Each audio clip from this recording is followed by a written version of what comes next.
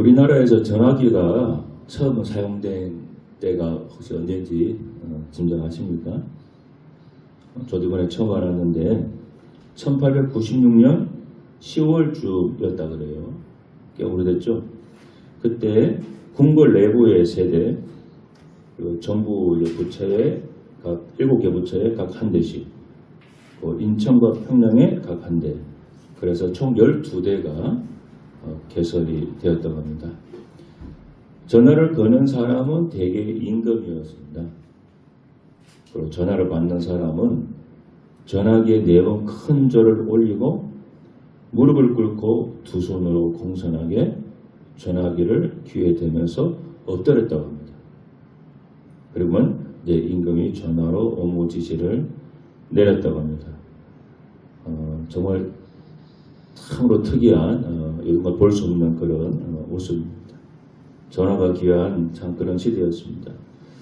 제가 어릴 때는 70년대, 80년대에는 특히 70년대에는 동네에 전화기 있는 곳이 몇 집이 없었습니다.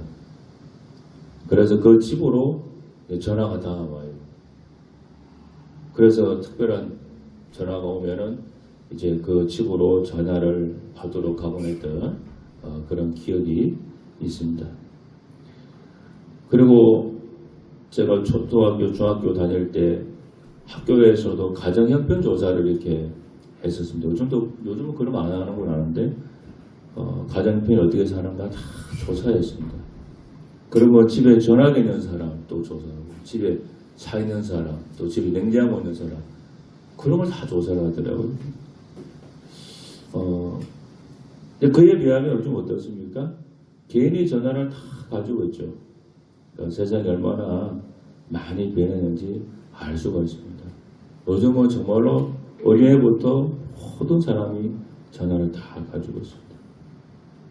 세상이 많이 참 편리해졌고, 또 몇십 년 전에 비하면, 불과 한 4, 50년 전에 비하면 참 우리나라가 많이 발전했구나 하는 것을 세상 느끼게 됩니다. 전화는 참 편리한 도구입니다. 멀리 있는 사람과도 얘기할 수 있고, 또 지구 반대편에 있는 사람과도 얘기할 수 있고, 심지어는 우주에 있는 사람과도 얘기할 수 있는 정말 편리한 도구입니다. 자, 오늘 우리가 하나님이 있는 사람들인데, 하나님과도 우리가 쉽게 얘기할 수 있다고 한다면 좋겠죠. 바로 얘기할 전 도구가 있습니다. 전화 같은 도구가 있죠. 그게 뭐겠습니까? 바로 기도입니다. 우리는 기도라고 하는 이 전화기를 가지고 하나님과 언제든지 얘기할 수 있습니다. 그런데 제가 교회를 이렇게 목사로 오래 있다 보니까 사람들이 기도 전화기를 실제로 거의 사용하지를 않습니다. 평소에 쓰지 않고 방치해 두면은 정말 써야 할 때 쓰지 못하는 일이 생긴다는 점 여러분 이해하시면 안 됩니다. 그래서 오늘은 제가 한나, 성경에 나오는 한나라고 하는 이 여자를 통해서 이 기도 전화기를 어떻게 사용하고 효과를 받는지 그 말씀을 짧게 나누고자 합니다. 첫 번째는 한나는 간절하게 기도를 했었습니다. 오늘 읽어맞은 성경 보니까 여호와께 기도하고 통곡했다고 그렇게 나옵니다. 통곡이 뭔지는 우리가 따로 설명하지 않아도 잘 알 겁니다. 자식이 없는 한나의 슬픔은 실로 처절한 것이었습니다. 요즘은 이제 저출산 때문에 아이를 낳는 집들이, 낳는 사람들이 옛날에 비해서 많이 줄었습니다. 그래서 한 가정에 한 명, 많으면 2명 그런 시대가 되었고, 심지어는 딩크족이라고 그래서 결혼하고도 아이를 낳지 않고 살아가는 그런 사람들도 많이 있습니다. 그러니까 자식이 없는 것이 크게 그렇게 사회적으로나 개인적으로 문제가 되지 않는 시대입니다. 그러나 이 한나가 살던 이 수천 년 전 그때 시대에는 결혼했을 때 자식이 없는 것은 이거는 거의 생존과 맞먹는 중요한 문제였습니다. 자식을 무조건 낳아야 됩니다. 특히 아들을 무조건 낳아야 됩니다. 왜냐하면 후손을 이어가야 하기 때문에 그랬었습니다. 유대 사람, 히브리 사람 얘기하는 겁니다. 무조건 그래서 후손을 이어야 하기 때문에 아들을 낳아야 돼요. 그래서 성경에 보면 히브리 사람들은 결혼했을 때 아이를 한번 부부가 이제 결혼하려면 낳지 못하면은 심지어 동생한테 그 부인을 줘서 동생과 결혼시켜서 잠을 자게 해서 아이를 낳게 하는. 근데 그것도 허용하는 법이 있었습니다. 구약 시대에. 그 정도로 자식을 낳는 것이 이 구약 시대는 중요한 문제였습니다. 그러니까 이 한나에게는 정말로 죽고 사는 그런 문제였던 것이죠. 이 문제 앞에서 한나는 남편의 어떤 사랑이나 위로로도 해결을 하지 못하는 그런 문제였습니다. 그래서 한나는 하나님을 믿는 사람이었기 때문에 그에 당한 그 큰 슬픔을 하나님께 다 쏟아놓았습니다. 이때 한나가 다른 방법으로 이 슬픔을 풀지 않고 오직 하나님을 굳게 믿고 부르짖고 기도했다는 이 사실이 대단히 중요합니다. 우리도 슬픔을 당할 때 기도하는 것조차 잊어버릴 때가 있습니다. 그러나 그 슬픈 마음을 하나님께 쏟아내고 기도해야 된다고 하는 점 여러분 꼭 기억을 해 주시기를 바랍니다. 꼭 기억해 주셔야 됩니다. 그리고 두 번째는 한나는 끈질기게 기도를 했다는 것입니다. 그러니까 한나가 이 기도 전하기를 어떻게 사용했는지 그 방법을 일러드리는 겁니다. 간절히 기도했고 그리고 끈질기게 기도했습니다. 오늘 그 말씀 보니까 오래 기도했다 그렇게 나옵니다. 이 오래 기도했다고 하는 이 문장을 영어 성경으로 보게 되면은 이렇게 나옵니다. 번역을 해드리면 제가 오래 기도하는 동안 이렇게 나옵니다. 그러니까 뭡니까? 이 기도한 것이 한번 그냥 반짝 들이고 만 것이 아니라 오래 기도하는 동안 즉 쉬지 않고 계속 기도를 이어갔다는 거예요. 예수님께서도 말씀했습니다. 구하라 찾으라 두드리라 그랬죠. 즉 쉬지 않고 또 강도를 높여가면서 기도하라고 하는 말씀이었습니다. 하나는 순간적인 기도가 아니라 간절한 마음으로 매일 오랜 시간 기도를 했었습니다. 그 기도가 하나님이 원하시는 만큼 충분해서 했을 때 갑자기 눈사태가 일어나듯이 응답을 받은 거예요. 이것이 굉장히 중요한 겁니다. 오늘날 우리 교인들이 가지고 있는 문제 중 하나가 뭐냐? 하나님 앞에 머무는 즉 기도의 시간이 굉장히 짧다는 거예요. 물론 기도라고 하는 것이 양보다 질이 중요한 것은 맞지만은 기본적으로 어느 정도 시간은 정성을 들여서 투자를 해야 됩니다. 하늘에서 비가 내리는 원리와 같은데 여러분 먹구름이 많이 끼면 낄수록 비가 많이 내려요. 그러나 그냥 어두울 정도로 약하게 먹구름 끼면 비는 내리겠지만은 그 빗방울이 약하죠. 몇 분, 며칠 짧게 기도하고 하나님께 응답이 없다. 그렇게 돌아서는 사람들이 너무나 많습니다. 오늘날 우리 교인들의 제일 부족한 것은 열심히 기도하는 기도의 양이 너무나 부족하다고 하는 사실이. 기도를 많이 여러분 쌓으셔야 돼요. 밥 먹을 때 하는 기도만이라도 제대로 하면 하루 3번은 할 수 있잖아요. 근데 우리는 그것도 잘 하지 않습니다. 요한복음 2장에 보면은 가나의 혼인잔치 이야기가 나옵니다. 가나라고 하는 지역에서 혼인잔치가 있었습니다. 그 혼인잔치에 이제 예수님과 그의 어머니 마리아가 초대를 받았습니다. 그래서 혼인잔치를 하는데 갑자기 그 혼인잔치집에 포도주가 떨어졌습니다. 유대인들은 이 결혼식 이제 피로연을 할 때 포도주를 필수적으로 씁니다. 충분히 준비했다고 했는데 이 포도주가 떨어진 거예요. 그러니까 잔치집에 손님들이 많이 왔고 포도주는 계속 찾는데 가장 중요한 음식이 떨어지니까 그 부모들이 얼마나 많이 당황을 했겠습니까? 여러분 잔치집에 음식이 떨어져 보세요. 그러면요 사람들이 투덜거리고 그리고 잔치가 끝나고 난 다음에도 나중에 계속 뒤에서 말합니다. 하고 그 잔치집에 갔는데 음식도 말이야 준비지도 안 해서 잔치가 엉망이었다고 꼭 그 얘기합니다. 여러분 우리도 이제 결혼식 하면은 이제 끝나고 나서 피로일을 하잖아요. 그래서 요즘은 다 결혼식장에서 하니까 거기서 있는 준비된 음식을 먹는데 결혼식장에서 제일 중요한 게 뭔지 아십니까? 그 결혼식장에 오신 손님들한테 대접하는 그 음식 이게 굉장히 중요해요. 돈 아낀다고 적당하게 너무 저렴한 것으로 대접하면 결혼식은 맞을지 모르지만요. 결혼식 온 사람들이 두고두고 얘기합니다. 정말 그거는 틀림없습니다. 두고두고 얘기합니다. 그래서 돈을 좀 더 드리더라도 그분들이 그 집에 갔더니 잔치집 음식이 참 맛있었더라. 그 얘기를 듣는 게 훨씬 나아요. 그거는 분명합니다. 지금 이 중요한 음식이 포도주인데 떨어졌죠. 자, 이때 마리아가 그 하객들 속에 섞여있던 예수님을 데려와서 이 상황을 보여주면 이렇게 말합니다. 저들에게 포도주가 없다. 자, 이때는 예수님께서 어떤 기적도 행하기 전이었습니다. 그런데도 마리아는 예수님께 이 문제를 가지고 갔습니다. 마리아는 예수님이 자기 아들이긴 하지만 보통 사람이 아니라고 하는 것을 알고 있었습니다.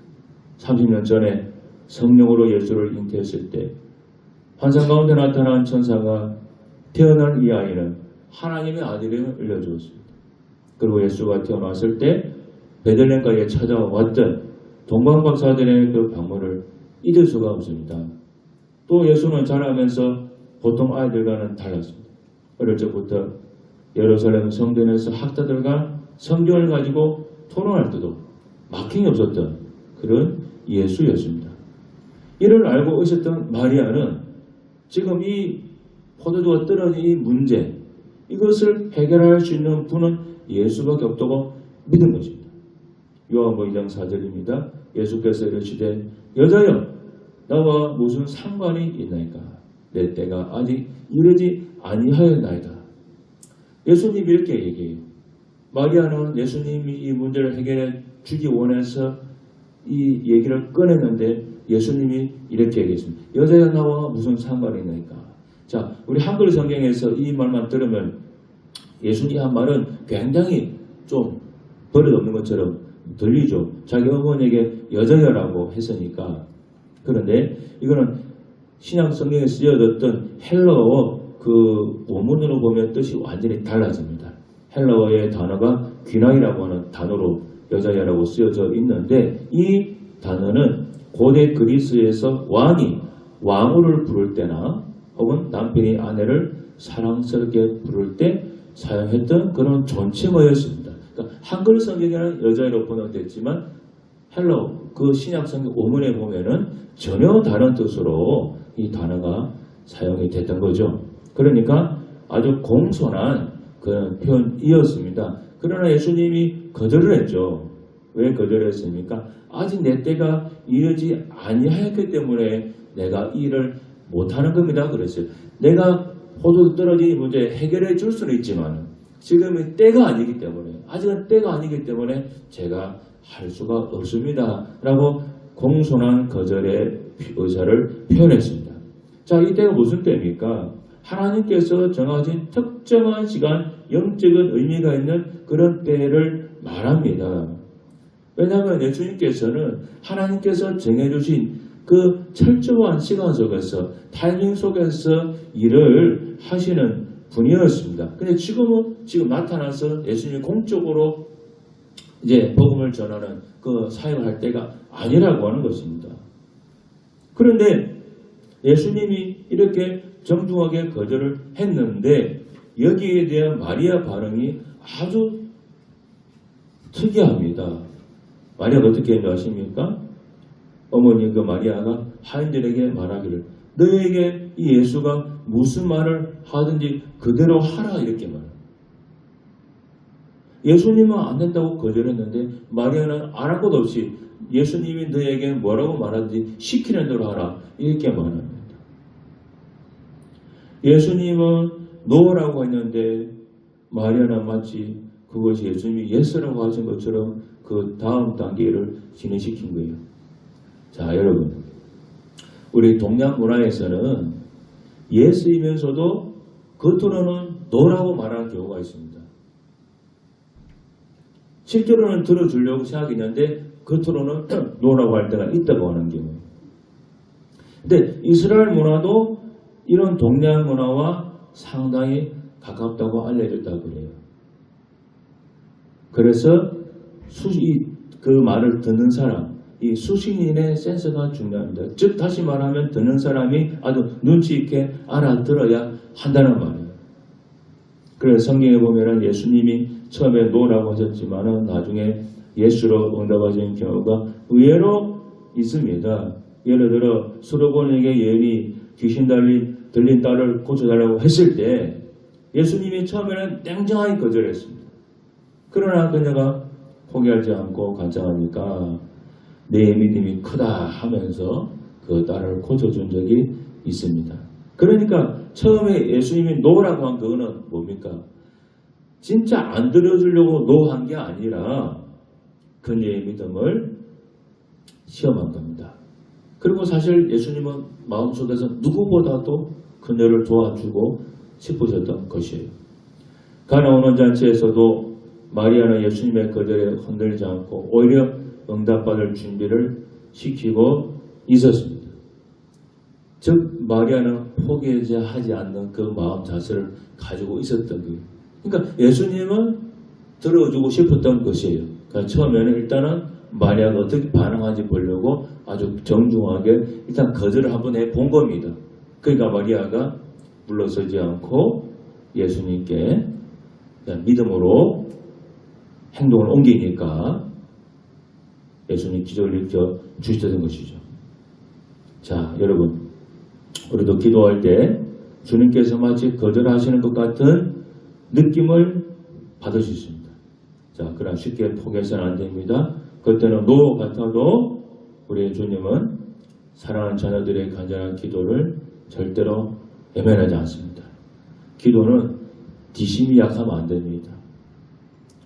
거절하는 것처럼 느껴져도 응답이 안 될 것처럼 느껴져도 낙담하지 말고 끝까지 매달리게 되면은 절대로 주님은 밀어내지 않습니다. 다 들어주십니다. 그러니까 여러분이 앞으로 기도 전화기를 사용할 때가 인생을 살면서 분명히 옵니다. 지금 없을지 모르지만 분명히 옵니다. 자, 그럴 때 여러분 어떻게 해야 되겠습니까? 간절히 기도해야 되고 끈질기게 기도를 해야 됩니다. 아주 기도의 뒷심이 있어야 된다고 하는 사실이에요. 한 가지 얘기하고 말씀을 드리려고 합니다. 기름 부으심이라고 하는 책을 쓴 박중관 목사님의 책에 나오는 이분의 간증입니다. 아주 예전의 간증인데요. 자, 이분이 이제 목사 되기 전 전도사였을 때 각 결혼했던 그 결혼 초기였을 때입니다. 딸을 낳았는데 이 아이 체중이 1.75kg였다고 해요. 보통 우리가 아이 태어나면 한 2.5에서 3kg 정도를 정성으로 보는데 1.75kg니까 미숙아로 태어난 거예요. 지금은 잘 자랐다고 하는데 출산했을 때 의사로부터 처음 들은 말이 뭐냐, 축하한다는 말이 아니라 어쩌면 이 아이를 포기해야 할지도 모르겠습니다 라고 하는 그 말이었다 그래요. 그러나 하나님 은혜로 아이가 조금씩 나아져서 이제는 퇴원을 해도 되는 그런 건강해지는 모습까지 갔습니다. 자, 그런데 문제는 뭐냐, 병원비를 내야 되는데 아주 가난한 전도사 시절이었는지라 병원비를 이렇게 마련할 방법이 없었습니다. 그래서 그 아내에게 말하기를 이번 달에 교회에서 사례를 받으면 그 11조를 좀 보태서라도 우리가 병원비를 내면 안 되겠느냐 그랬더니 아내가 그래도 하나님께 내야 될 헌금 11조는 내야 된다고 하면서 안 된다고 거절했습니다. 자, 병원 문제가 해결되지 않은 상태에서 퇴원할 날이 점점 다가왔습니다. 그래서 병원에는 이제 퇴원 날짜를 정해서 얘기를 했는데 마음이 너무 답답했다고 합니다. 교회에서 설교할 때 믿음을 얘기할 때는 믿음을 얘기하는데 정작 자신의 문제가 되니까 그렇게 믿으면 된다고 했던 그 믿음의 얘기가 자기에게는 잘 작동이 되지 않았다 그래요. 말로는 태산을 옮길 수 있다고 했는데 정말로 자기 문제 앞에서는 그 작은 돌뿌리 앞에서도 움직이지 못하는 게 내 믿음이었구나. 그런 마음이 들었다 그래요. 그래서 이 내 믿음이 참 엉터리였구나 하는 생각을 하게 되었다고 합니다. 그래서 그날 하나님께 두 가지 기도를 드렸다고 합니다. 하나님, 저 같은 사람이 목사가 될 수 있겠습니까? 또 저같이 믿음 없는 사람은 하지 말아야 하는 것 아닙니까? 이 두 가지 기도를 드렸다 그래요. 시간이 흘러서 퇴원을 이제 앞둔 전날 저녁이 되었습니다. 근데 그날 저녁에 아내가 다녔던 그 교회 목사님이 신방을 오셨어요. 근데 그 교회가 생긴 일에 처음으로 줄 저녁에, 그때는 저녁 예배가 있었거든요. 줄 오후 예배, 저녁 예배 때 성도들이 다 헌금을 했다고 하는 것입니다. 가난한 신학생, 우리 교회를 다녔던 그 사모님 가난한 신학생 부부를 좀 돕자는 마음으로 저녁 예배 때 오신 분들 헌금을 좀 하자. 그렇게 목사님이 제안을 하셨던 모양입니다. 그래서 그 목사님은 헌금 들어온 거 금액도 확인해 보지 않으시고 그냥 봉투째에 두고 신방을 마치고 가셨어요. 그 하나 앞에서 그 헌금 봉투를 열어볼 면목이 없어서 화장실로 갔는데 헌금을 하면서 참 많이 울었다 그럽니다. 헌금 액수를 확인해 보니까 병원비 전체를 제외하고도 한 달치 분유값이 나왔다 그래요. 베드로전서 5장 7절입니다. 너희 염려를 다 주께 맡기라. 이는 그가 너희를 돌보심이라. 이 목사님 이런 얘기를 하셨습니다. 주님은 우리의 인생을 모두 책임지시는 분이 아니다. 이렇게 얘기해요. 우리 하나님께서는 우리의 인생을 모두 책임지는 분이 아니라는 거예요. 그렇게 얘기합니다. 우리가 맡긴 만큼만 책임지시는 분이다. 자녀를 맡기면 자녀를 책임지시고, 물질을 맡기면 물질을 책임지시고, 건강을 맡기면 건강을 책임지시고, 인생을 맡기면 우리의 인생을 책임져 주신다. 저도 이번에 이번에선 이 말씀이 굉장히 마음에 와닿았습니다. 맡긴 만큼만 책임져 주신다. 자, 여러분은 하나님께 무엇을 맡기고 있습니까? 무엇을 위해 기도하고 있습니까? 하나님은 우리가 맡긴 만큼 책임져 주시고 우리가 기도한 것만큼만 들어주십니다. 기도 안 하면은 안 들어주세요. 그래서 야고보에서는 너희가 구하지 않았기 때문에 받지 못한다고 딱 적어놓은 거예요. 구하지 않으면 받지 못합니다. 구한 것만큼만 받습니다. 꼭 명치 마세요. 여러분이 이 세상을 살면서 다 내가 얻고 싶은 거, 받고 싶은 거, 누리고 싶은 거, 하고 싶은 거 많잖아요. 내 입으로만 할 수도 있겠지만은 우리 교회 다니는 사람들이니까 하나님으로부터 뭔가 받고 싶은 게 있습니까? 그러면 여러분 입으로 소리 내서 구하셔야 돼요. 구한 것만큼 받게 됩니다. 꼭 명심하셔서 여러분 기도하는 거 잘 이렇게 습관이 되지 않았겠지만은 밥 먹을 때라도 꼭 기도하세요. 식사하기 전이라도 잠깐 기도하면서 내 필요한 것 기도하시고, 아니면 따로 시간 내서 기도할 수 있는 여건이 되면 그렇게도 하시고, 그래서 꼭 기도를 부지런히 충분히 할 수 있는 우리 성도가 되기를 바랍니다. 기도하겠습니다. 하나님 아버지, 우리 하나님께서는 우리가 구하는 것만큼 주십니다. 내가 구하지 않았는데 하나님께 받는 일은 드뭅니다. 하나님 아버지, 우리가 하나님께로부터 받아야 할 것이 많이 있습니다. 우리 예금교회 성도들 하나님께 기도해서 다 받고 누리며 사는 그런 교인들이 되게 하여 주옵소서. 예수님 이름으로 기도드리옵나이다. 아멘.